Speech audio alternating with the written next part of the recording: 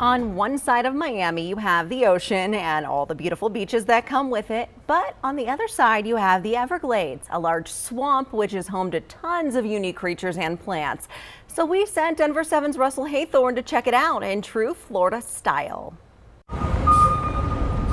While downtown Miami is a cosmopolitan urban city center, just a half-hour drive west takes you to a different world. You wouldn't expect, just a 30-minute drive from Miami, you have something like this out here. It's like stepping back in time once you really get out here in the Everglades.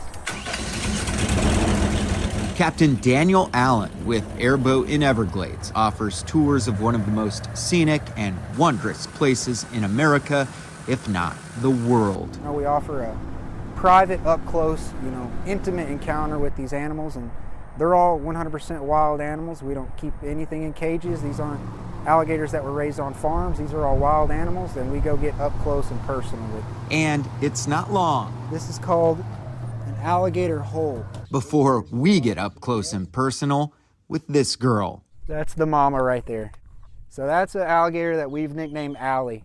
She's coming over here because her nest is right here, her babies. So she's coming over here to kind of check on what we're doing over here near her nest, because she's got her nest right back in here in this tall grass. If I look at the distance from her eyes to her nostril, that will tell me how big she is and how old she is. For example, it's about 8 inches from Allie's eyes to her nostrils. Then she'll in turn be about 8 years old, and she'll also be about 8 foot long. But you can see her nostrils flaring right there. The waters are incredible sawgrass marshes with a rich history. We're actually inhabited by a Miccosukee Native American tribe.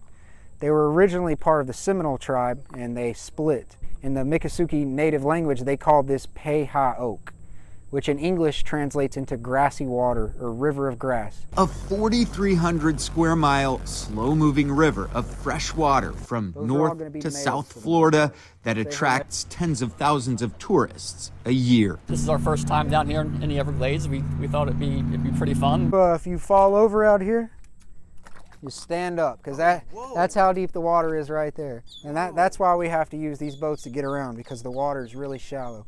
Deep in the Florida Everglades. Russell Haythorne, Denver7.